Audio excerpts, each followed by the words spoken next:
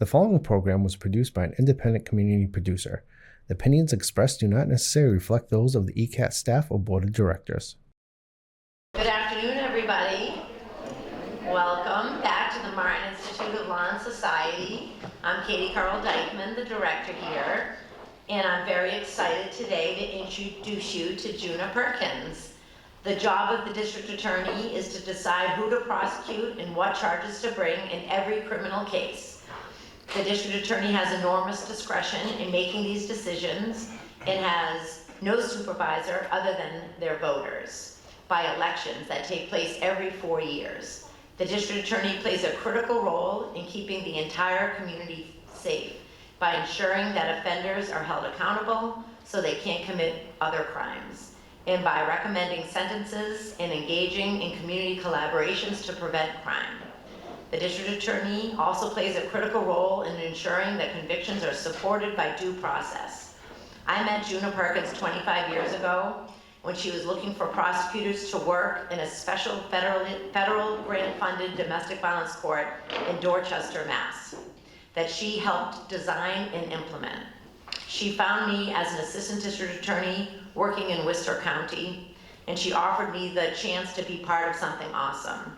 A program where prosecutors could spend time and resources that they needed to develop evidence in cases that are hard to prove, to earn the trust of survivors, and to empower them to prosecute their offenders.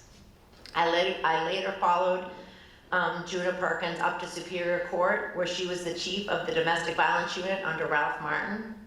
And I remember watching her prosecute one horrible mayhem case, the case that I teach in my criminal law class still, about the elements, about learning about specific intent, in that case, a man nearly dismembered the mother of his child by not punching off her nose, literally. And she prosecuted that case with grace and passion. And I watched her lead our unit with integrity, with fairness, with intelligence, and always thinking about justice and always thinking about survivors of crime. She was a once-in-a-lifetime mentor, and she was a very good friend. I'm happy today to introduce you all to Djuna Perkins. I am going to tell you about myself, but first I want to do a little exercise. So first of all, let's see. All right, so just by a show of hands, how many people in this room voted in the last presidential election? All right, that's pretty good. How many people voted in the last municipal election in their town? Okay, that's not bad. All right, I'm liking this so far. How many of you participate in your town government in some way? Okay, that's fewer. I'd like a handful. All right. And how many of you know who your elected officials, your local and state and federal and local officials are? Okay, so that's not fabulous, but it's okay. You know, there's a way to do that. It's called Google, and you can easily find that out. But anyway, that's an important question. So the next thing I want to talk about a little bit is justice, just the concept of justice in the first place. And just, feel free to shout it out. What is justice? Any ideas? Like what when you hear the word justice, what does it mean? Fairness. Okay. It's equal. Okay. And why is, and any other descriptors? Accountability. Yeah. Resolution. Yeah. Those are all great. And why is justice important? Sets a precedent. Sets a precedent. Why is justice important in sort of a broader sense in society? Why does it matter that we have a justice system, even? To hold people accountable. Community. To hold people accountable. To hold people accountable. Order. Peacefulness. What about inside yourself? If you don't have justice yourself for something that has happened to you, how does that make you feel? Right, angry, disrespected, like you don't belong. So these are some of the things that really are underlying all of the laws and policies that we have. And then I found this nice little, I have to admit that this is AI, but I liked it. So it's the first time I've ever used it for a substantive reason. So, according to AI, justice matters because it provides a foundation for a functional and equitable society, where people are treated with dignity, have equal opportunities, and are safe from oppression and violence. It holds individuals and institutions accountable for their actions, resolves conflicts peacefully, ensures fair distribution of resources and burdens, and aligns with universal moral principles and human rights. Justice system fosters trust, encourages civic engagement, and creates a society where everyone can flourish and enjoy a good life. So that is what we should always be looking toward, whether it's the criminal justice system or the civil justice system or whatever. Now I wanted to do a little fun exercise with you called how charging decisions are made.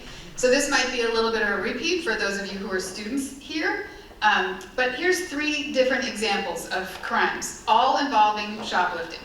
So Barry is a member of a gang that steals goods from big box stores for resale on the black market. He gets caught stealing $1,000 in electronics at, let's say, Target. Then we have Janet. She has a substance use disorder. She steals a credit card another customer left behind at an ATM, and she uses it to get cash to buy drugs. So, all right, that's not shoplifting, but it's theft. And then we have Joe, who's 17. He steals food from a small neighborhood store because his brother's hungry, and there's no food in the house. So, should each of these people be treated the same? No. And so, you may not know this, but there are many ways to charge the same kind of offense. And yeah, so that's what I was going to say. So what kind of factors do you think should be considered in charging a crime? The age. Age, okay, age of the offender. What else? Addiction. Addiction. Is that a mitigating factor, or does that make it worse, or somewhat understandable? Depends on how it's presented. Okay, right, depends on the facts, the specific facts. What else? Ability to tell right from wrong. Mental disorder. Yep, mental disorder, that's a good one. Environment. Environment. What about prior criminal history? Okay. What about the harm caused? Right? So sometimes people will say, well, why are we charging low-level crimes like shoplifting? And if you make a blanket policy like I will never prosecute shoplifting, well then what about the mom and pop who own that corner store? That's not necessarily fair for them. What about the ability to be rehabilitated? Can the person correct their behavior? Does this person have potential to correct their behavior? What about kind of the level of evil in the conduct? Does that matter? Right. Is it a bad choice made on a bad day? Is it really premeditated, bad acting ahead of time? So this is just kind of an example of what prosecutors do. Prosecutors use things like a person's record, the seriousness of the crime, the harm caused, amenability to rehabilitation, ability to follow court orders, that's another one. If you have somebody who's persistently shown that he doesn't show up to court, or he doesn't follow, he gets probation and can't make it, or he gets a chance to do counseling or to get to get a non-conviction remedy and he blows it. Whether or not there's weapons involved, maybe there's multiple victims, youth, that was another one, and any other kind of mitigating circumstances that make it seem a little bit less offensive, or ones that make it more offensive. So that is how district attorneys make charging decisions. So with what crime should each of these people be charged? So Joe Thief, the profession, that was his name, no, Barry. So should Barry be charged with the crime that carries the greatest consequences, the least consequences, or something in between? Greatest, right? That kind of feels right. And what about for Jana, who has the substance use disorder? Something in between. She needs accountability, but she also maybe needs a chance to kick this habit. And maybe she can come back and be a productive member of society. And then what about our friend, is that Joe? Did I name him Joe? Yeah. What about Joe? Is he least consequences? Because there's some pretty, sad factors here. He's young. It's for his brother, and it's because they're actually hungry. So those are three completely different cases, and that is how charging decisions should be made, and how sentencing recommendations should also be made. All right, so then here's just some ranges. So what would you do with Barry? Barry could go to jail. He could get probation with the possibility of jail. Does everybody know what probation is? Yeah, okay. Probation with the possibility of jail, probation, diversion, meaning probation with conditions but no conviction. Do you have a prior record? Right, let's say he does.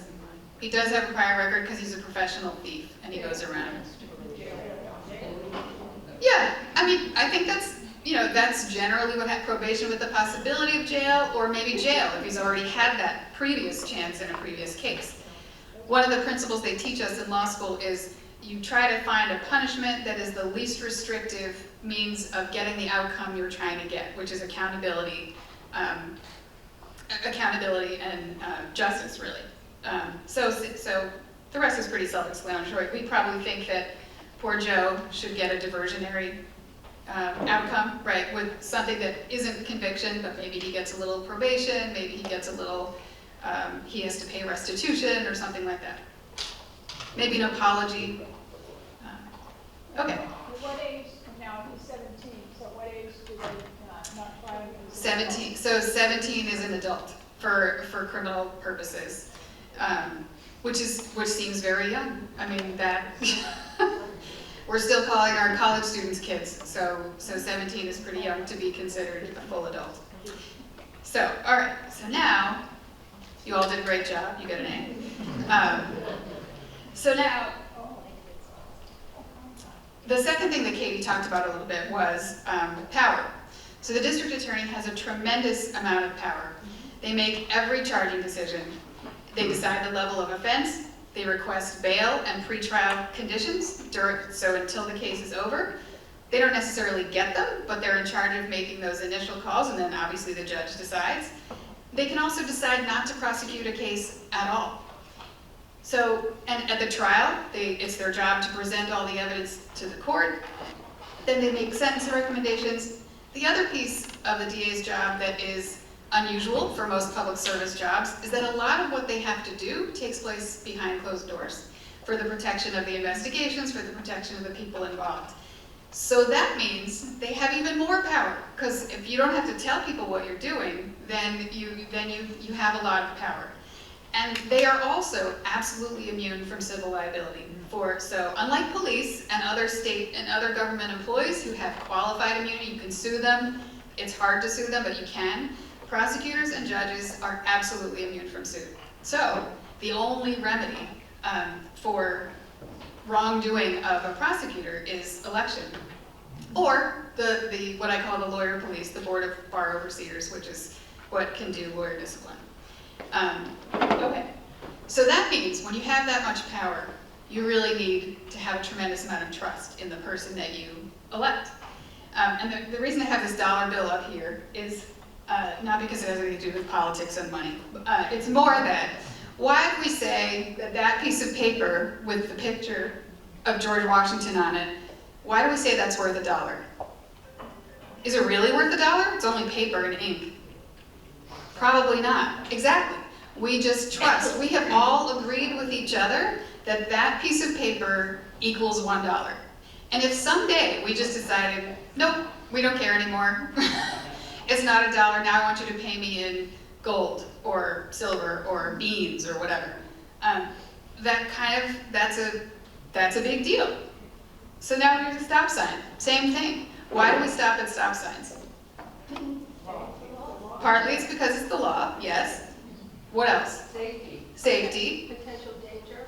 Potential danger, right. I mean, we'd all rather not stop at a stop sign, right? Because it would be better if we could just keep going and go doing whatever we want to do. But we can't. We've all made an agreement implicitly that we will follow laws, that we will give up some control of our lives for the sake of government, for the sake of the safety and all of us getting along together. So that's kind of, and that's also to say, what is the government anyway? It's not an anonymous monolith. It's all of us. Every person who is a member of town meeting, every person who's a member of their planning board, that is what the government, it's us who's the government. So that's my little civics lesson for the moment. So now I'll tell you a little bit about me. So my name is Djuna Perkins. The D in my name is silent. You'll see that it is spelled strangely. I was named after a writer. She was American. She was active in the 1920s. Her parents just made it up. I like to say, exactly. I like to say that the D is silent, but I am not. So I grew up in New York City. I was born in New York City. I grew up in upstate New York, in Woodstock, in a fairly rural area. Not too different from parts of Norfolk County, actually. I was lucky enough to get a 100% financial aid scholarship to go to Smith College and in Northampton, and that was how, like so many of us, I came to Massachusetts when I was 17. After college, I went to BU for law school, and during the first semester of law school, so this was the fall of 1989, Carol DeMady Stewart was murdered. And I had just read Common Ground in college, and so I understood that this was a huge moment in the city, in the life of the city of Boston and the surrounding areas. And then in my second year, I had an opportunity to work to get an internship with then Assistant U.S. Attorney Ralph Martin, who was assigned to investigate the conduct of the Boston police in the wake of the Carol DeMady Stewart murder. So if you remember, it was initially believed Charles Stewart had accused an anonymous black man of having shot him and his wife. In the end, it appears that it was in fact he who killed his wife, and then committed suicide by jumping off the Tobin Bridge. So it was then that I really got the prosecution bug. And since then, I've spent my entire 32-year legal career helping hundreds of victims of crime and discrimination in Massachusetts and throughout New England get through some of the worst days of their lives. I spent my first 10 years as a prosecutor, first for Scott Harshbarger, where I served in units like the Safe Neighborhood Initiative in Brockton District Court, the Narcotics and Special Investigations Unit, and in appeals. And then I went to, as Katie talked about, then I went to the Suffolk DA's office, where by that time Ralph Martin had become the district attorney. And I served there as supervisor of the Dorchester District Court, supervisor of the Domestic Violence Court that I helped implement, design and implement. I served on the homicide response team, and ultimately I was chief of the Domestic Violence Unit, which meant that I was in charge of oversight of prosecution of all domestic violence cases in Suffolk County.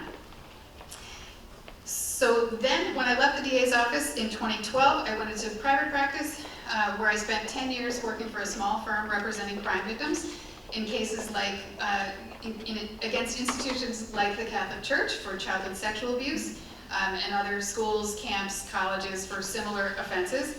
I also represented the family of the victim of alleged Craigslist killer Philip Markoff, Jalissa Brisman, who was killed in Boston. I also wrote an amicus brief, that is a friend of the court brief, to the Supreme Judicial Court in a case that resulted in the preservation of an important evidence rule in sexual assault cases. And then in 2012, I decided, I got my dates off. In 2012, I started my own practice, where I've been since then, where I investigate misconduct for schools and workplaces, and I've probably investigated over 150 different investigations for nearly every private and public college and private high school in Massachusetts and throughout New England.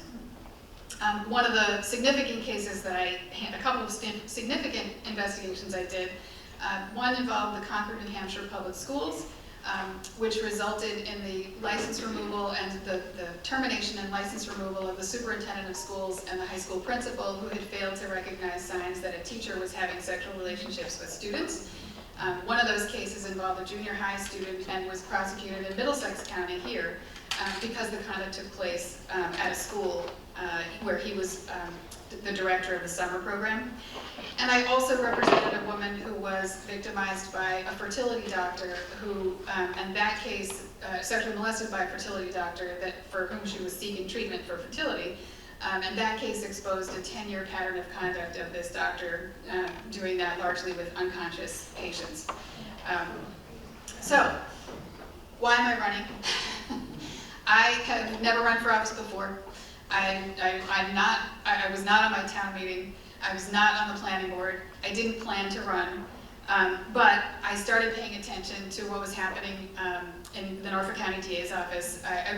What really got my attention was the summer of 2023, when the district attorney put out a video in which he commented on the evidence in the case of Karen Reed for the death of John O'Keefe. And to me, that was a jaw dropper, because the district attorney, the prosecutor, is never supposed to make a comment on the evidence that could potentially taint the jury pool and prejudice the defendant. Unlike a defense attorney, whose only job is to represent the interest of that one person, the district attorney's job is to represent justice for all. So sometimes that even means the defendant.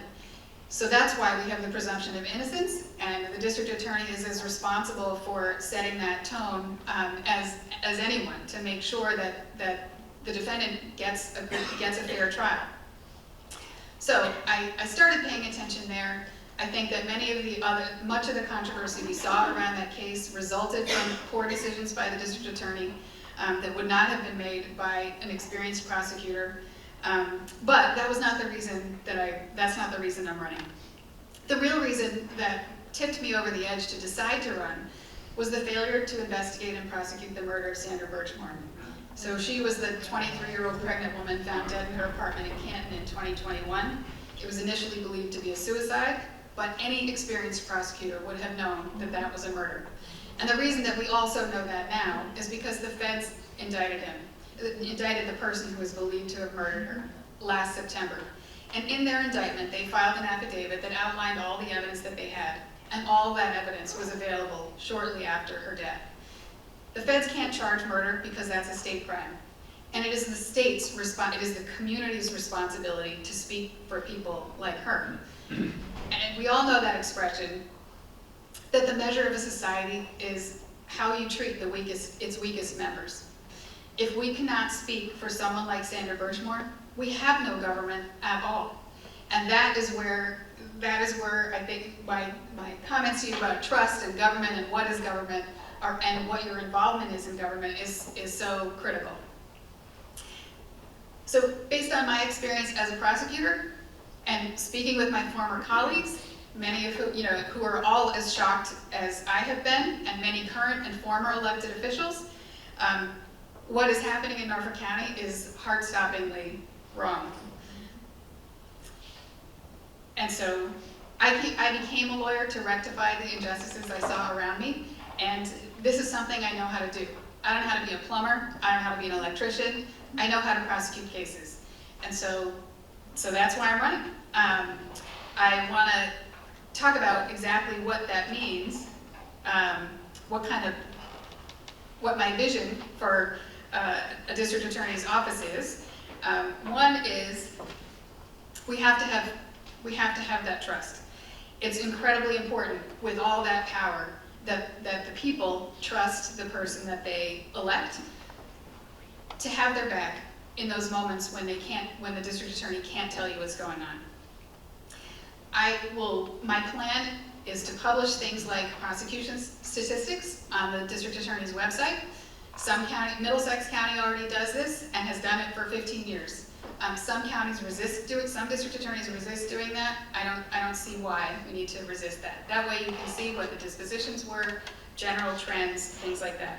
I would also publish officer-involved shooting reports. Some counties, Middlesex County and Suffolk County, also already do that. Norfolk County does not. I would do that. I would also make clear information about charging decisions and sentence recommendations. Maybe not specific to particular cases, but in a general sense, so that any member of the public can read how decisions in general are made and figure it out for themselves. I also think that the second piece that's incredibly important is accountability. And so my first day in office, I would do an audit of the entire office, all of its prosecution protocols, policies, significant cases, and publish a report to the extent I can. Reveal whatever I find, I will. Every member of the staff will be re-interviewed to determine whether or not they are willing to adhere to the highest professional standards and ethical obligations, because we won't have trust without those. And if we don't have trust in the criminal justice system, people won't participate, and that makes us all unsafe. People won't testify as witnesses, they won't report crime, and they won't participate in jury service. And that would make us all incredibly unsafe. I also will not take any campaign contributions from staff or from police unions. I think that that's one way to just remain above the fray without influence, because that's what the job is supposed to be. And finally, of course, I would expect the highest professionalism, training, we'd have new training standards and the highest expectations. And then the final piece, of course, is community involvement. I think we can do a lot better in terms of representation. I think that in a district attorney's office, representation really matters. And by representation, I mean diversity in all of its forms. Parts of the county, geographic, economic, racial, ethnic, religious, all of those things together make a big difference, because this is about life experience. In what the voter is paying for is judgment, is the district attorney's judgment. And so I think we can do a lot better in collaborating with schools to do trainings for students and staff about things like safe boundaries with students, and legal obligations and legal rights for parents and students. So my final question is, what will you do to be involved in your community? I think right now we're at a time when strong local institutions are incredibly important, because this may be all we have.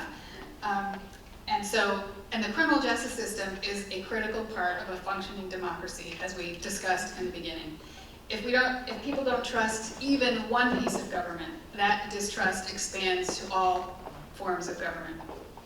So, in my opinion, it's our patriotic duty to get involved, at the very least to vote, to be informed about the issues, and to work for a cause, either volunteer or paid, that you care about, and even to run for office. So, do your duty. Thanks so much. Q&A. Okay, June is willing to open it up for questions. We just ask that you raise your hand and wait for one of our student ambassadors to come over with the microphone so that everyone in the room can hear you. So just raise your hand up high and we'll come right over. And students, we'd love some questions from you guys too. Right, Melania?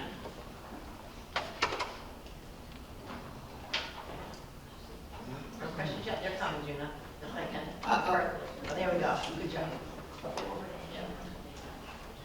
How would you have handled the Karen Reed case, and what challenges would you face if elected because of it? Well, this is a question, what challenges would I face? A lot of people ask, would you try to go after the real killers, whoever that is?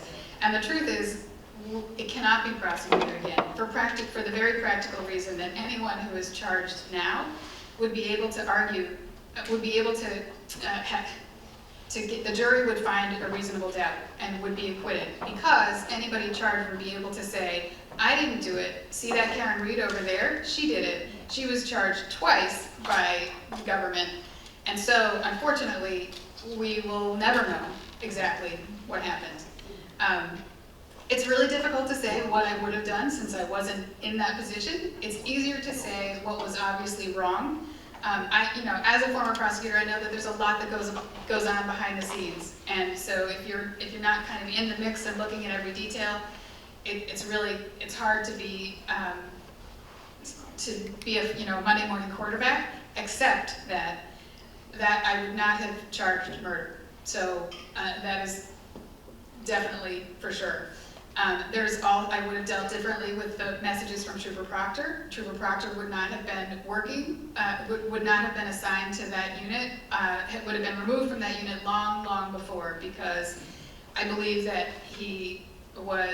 those text messages are who he was. It's not, they were not just one day, one venting. And so I would have had him removed sooner. I also would have dealt with the damage those text messages done in a different way at trial. That's another one. I would have kept my mind open to the evidence because the evidence did evolve. When there was some evidence from a federally hired accident reconstructionist, you have to consider that evidence, and either you have to come up with a reason why you disagree with it, or you have to, or you accept it and go with that. But it did not appear to me that that was going on here. Yeah. Go ahead.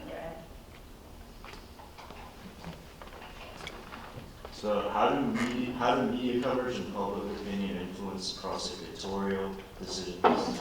It shouldn't. That's not entirely true. I mean, a community's idea of justice is an important thing for an elected official to consider. So in that sense, yes. But in terms of pressure, no. The factors that you consider are the things that we talked about before. Those are, Scott Harshbarger and Ralph Martin were both incredibly great bosses, and they always would say to us, you do the work, you make the right decisions based on whatever is the right thing to do, and leave the politics to me. So yeah, you have to be able to kind of make the tough decisions when you have to. Sometimes you do have to make tough decisions. For example, sorry to go back to your question, retrying Karen Reed, I think was a terrible thing to do to the family of John O'Keefe. One thing that you're taught as a prosecutor, especially if you are a trauma-informed prosecutor, which everyone should be by now, meaning you should understand the impact of trauma on the people that experience it, is it is a cruel thing to do, to tell a family, I can get you a murder conviction if you can't do it. And then after you've had the opportunity to do it and you didn't get it, to do it again is even more cruel. So that, yeah. You got a question? So, go ahead. Right there. So sorry, I didn't finish the question, the answer. So you have to be able to tell a family sometimes, we can't make this charge. That is just the way it is. Yeah. Well, on a different topic, Sure. What do you see as your biggest challenges in running for DA today? Well, the incumbent has been in office in some form or another for 30 years and has a very large war chest. I think that, obviously name recognition is some. I've never run before, but I'm also not a politician, and I think that's a good thing. I think that one of the reasons that the Norfolk DA's office is in the situation it's in is because the district attorney was never a prosecutor. Having a politician in this job is a huge mistake because it's an actual skilled job. And it should be apolitical. So I'm a Democrat, as all my materials say, but really I always tell people, even if you hate my guts and think I'm the worst person in the world, you should feel the same treatment in my office as the person who thinks I'm the greatest thing since sliced bread. Yeah, so I think those are being the rookie, being lacking money. But I feel good. I feel like, everybody around the county I think is very upset. And the fact that we're even talking about problems in the DA's office is strange. It should be a job that's sort of set it and forget it. Like, you don't think about it because of course the DA's doing the right, the fact that everyone's going, what's happening, is not healthy. I have a question. Yeah, where are you? Oh, yeah. Do you think it's possible to get a fair jury trial in this age of social media and turtle boys and things like that?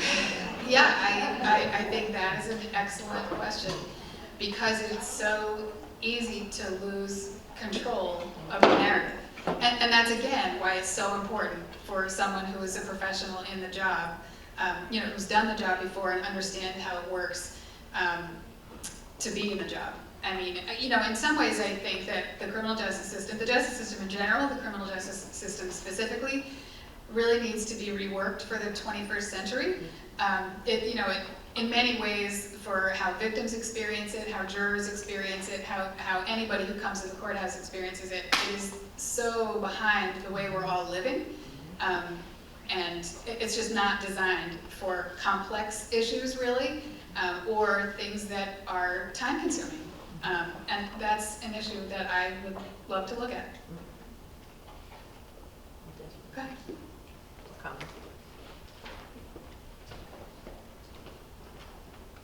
Everybody's so quiet. Hi, my name is Joanne. This is kind of going off in a different direction. Now, if a person evades their taxes and doesn't do their taxes, my question is, can they put their name on the ballot? Or can they put their name on a voting ballot? I think, you mean if they were charged with the crime? If they were. So I think that even if you're convicted of a crime, I think you can still run for office. Okay. I could be wrong on that. I'm not an expert, and I have not committed any crimes. So. And I'm not challenging you. I just No. wanted to see if you knew that, because I heard that it was illegal for someone to put their name on the ballot if they're a tax evader. So I just wanted to see as something to think about and to look into. Thank you. Are you worried about someone in particular? I'm worried about all the politicians that run the country. I see, yes.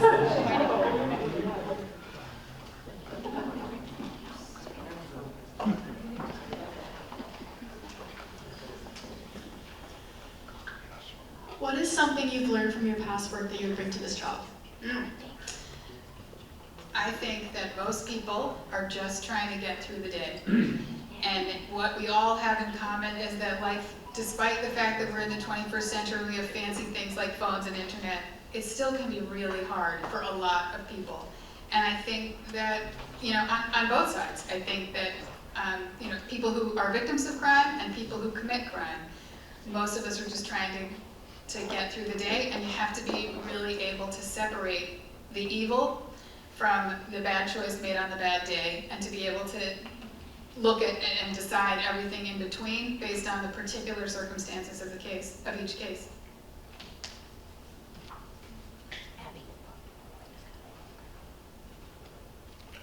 Hi, what has the campaign specifically taught you more about being the DA, or more about your position? What has the campaign taught me? Well, I mean, here's a good one. What it has taught me is really how local government works, and so that's partly why I talked about that up there, because going around to all the there are 27, 28 towns in Norfolk County, and I've been going around to all 28 of them for the past year, and so I've met hundreds and hundreds of people, done tons and tons of events, and the energy around local elections is really exciting and incredible. I think that one thing that we've learned in the past 4 years is not to take this for granted. And it's really exciting. In Canton recently, there was a select board election. A veterinarian named Sue Harrington, who had never run for office before herself, unseated a 30-year incumbent, and she won by 66%. And it was just because people in Canton were upset, and they gathered, and they worked, and now they have a candidate that she really has a mandate. There's no question that people thought she was amazing. So seeing that kind of energy town to town is really exciting. It kind of feels like we're in 18th century, even though we're in the 21st century, it kind of has that feel of like we really are all doing our part. And that is what we have to do. What else? Melina, the woman in the front had her hand up. Do you still have a question? Yeah, Melina will bring you. How long is the DA term? 4 years. It's 4 years. Mm-hmm. So the election is September 1st of 26. Okay, and that means that if you win, you give up your private practice? Yes, of course. So this is really, truly full-time? Yes, it's pretty much 24/7. In Norfolk County, how many assistant DAs are there? There are 144 full-time employees. I think there's about 66 or so assistant district attorneys. The total budget is $14.3 million, of which after salaries, only $2.7 million is left over for all other operating expenses, whether it's the rent or the utilities, the software, equipment, whatever.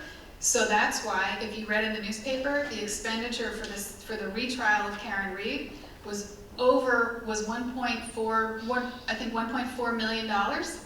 So it was more than half of the entire operating budget of the district attorney's office for that one case, which means that all of the other families in Norfolk County who had serious things happen to them, like Sandra Birchmore, like the many other domestic violence homicides, and other serious crimes that have taken place in the last 5 years. Because most of the most serious crimes in Norfolk County take place in our homes and at school.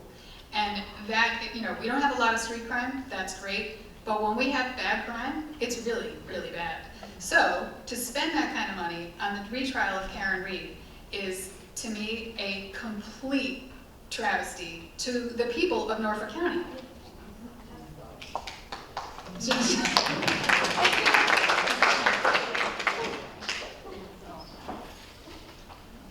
There's no...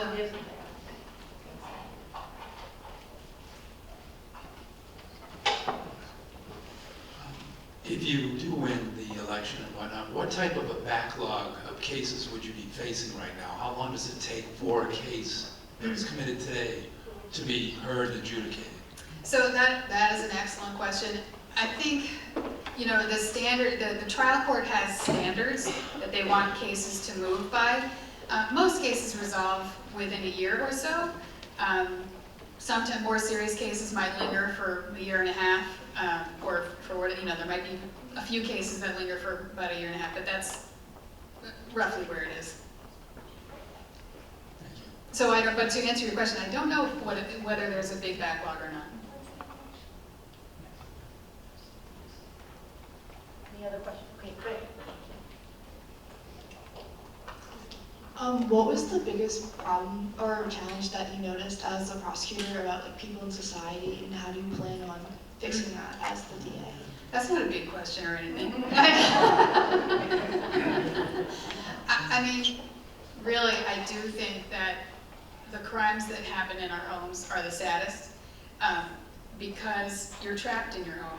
If it's a family member is doing something to you, or someone you trust is doing something to you, whether it's a teacher or something like that, they're really, really difficult to report because people feel so ashamed and embarrassed and uncomfortable, and they are afraid that they won't be believed. And then if they do report, the process is very hard. It is not particularly friendly for people, victim friendly, for lack of a better word. And the harm caused by those crimes is lifelong. I mean, I learned, all of the psychologists will tell you the lifelong consequences of abuse are, really, it makes people commit suicide, they become have substance use disorders, they have difficulty with relationships, with getting jobs. So yeah, I think that really crimes happening with, what would I do? I forgot that part.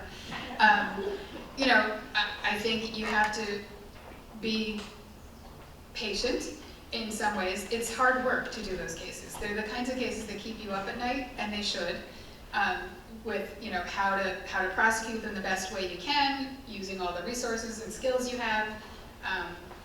You just have to keep working it. And then there's also, I do believe a lot in preventive programs. One thing I've learned in the school setting, doing investigations for schools, is what a good job schools generally do with prevention programs, like teen dating violence and healthy relationships. Because really, all this stuff is just about social relationships. And if you can manage a functional, healthy social relationship, it prevents crime.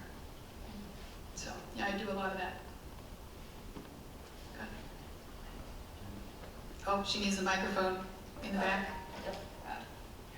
What are the consequences of the broken trust felt by those in Norfolk County, and how do you go about repairing that trust? Yeah, it is not an easy, I think you repair it by being ethical, professional, fair, and compassionate. And I think those are the main pieces. It's going to take time. And I've seen it work in other settings when I've worked with workplaces that have discrimination problems or sexual harassment problems. you can, leadership, I mean, culture starts with the change at the top.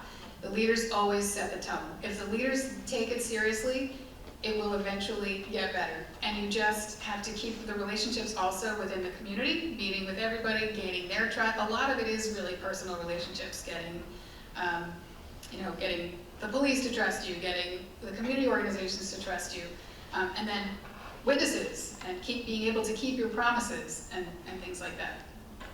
So a little bit at a time, we chip away.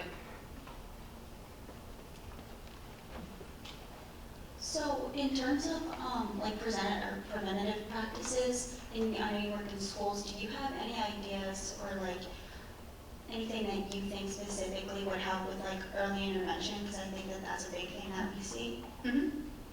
Early intervention, you mean with?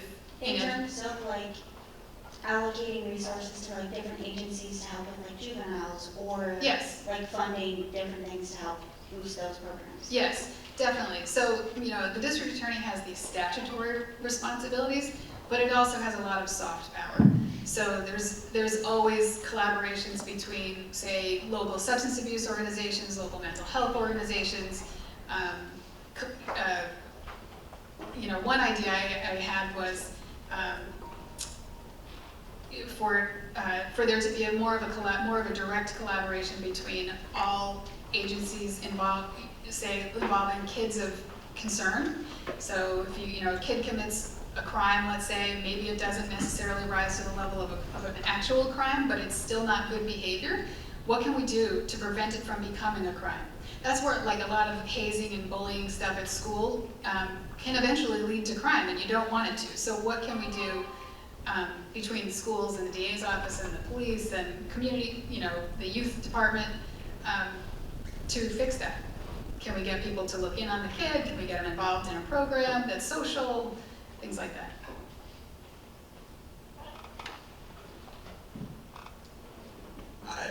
Earlier you were talking about justice, and you asked the crowd about our opinion on justice. Can I just ask you, what do you think justice is?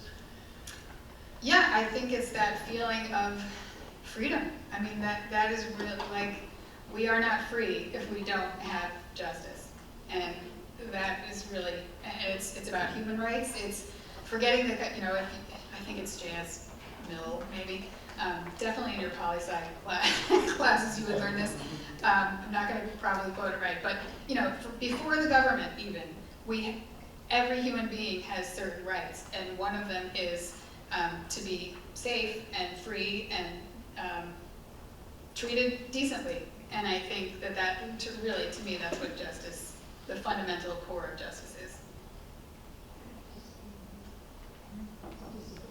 Well, thank you very much. Thank you.